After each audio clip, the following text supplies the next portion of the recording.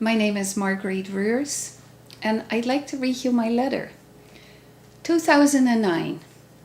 Dear Mr. Gutenberg, even though it has been 570 years, I would like to thank you for inventing the printing press.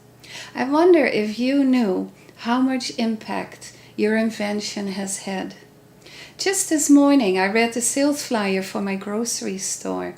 I checked the weather forecast in the newspaper, and I read about what's happening in my town. I saw a poster for a missing dog. I read the back of the milk carton and a funny joke in Reader's Digest. Did you have any idea when you came up with the idea of printing words to make copies of a text, how this would change the world?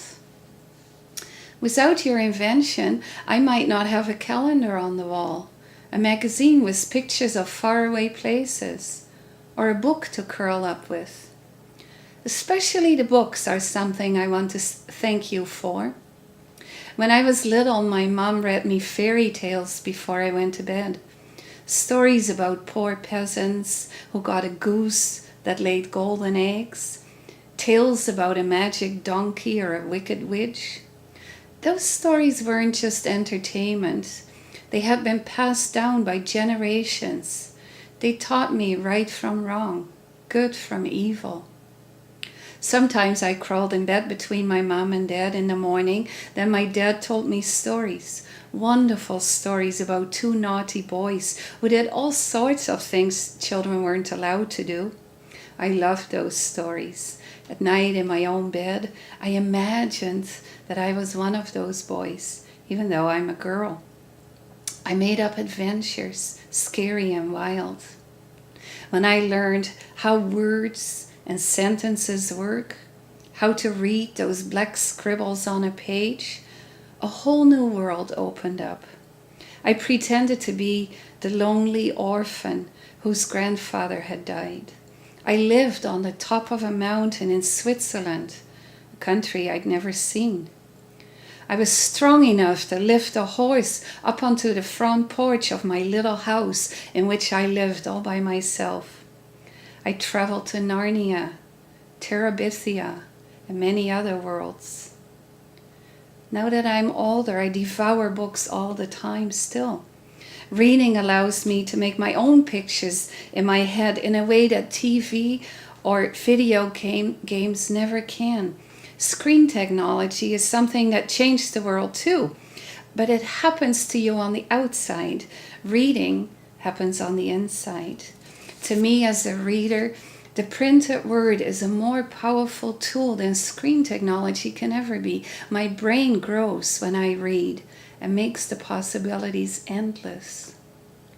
Besides reading books, I started to make up poems about flowers and tigers and clouds. I wrote my stories down. Thanks to your invention, my stories were printed and published and shared with readers around the world. Did you ever dream that this would happen? You must have dreamt of big things when you came up with the printing press. Did it take you long to perfect it? You didn't have any how-to books on building a printing press. I know you wanted to find a way to print so that you could help spread the words of the Bible. I am glad that book inspired you. And another thing, did you know that because you invented book printing, libraries would come into existence? I guess you didn't have libraries back then. Or maybe you did, but each book must have been handwritten. I love my local library. I can go there anytime and choose books to take home. And it's free. Books are like lollipops. I savor them. When I pick up a new book, I smell its pages. I read the back and the front covers. I linger over starting the story, and then when it's a really good tale, I don't want it to come to an end. But when it does, the characters I have met stay with me for a while. Each book I read changes me. So thank you, Mr. Gutenberg, for inventing the printing press. I don't know what I would have done without you. I hope your heaven is filled with good books. Sincerely, an avid reader.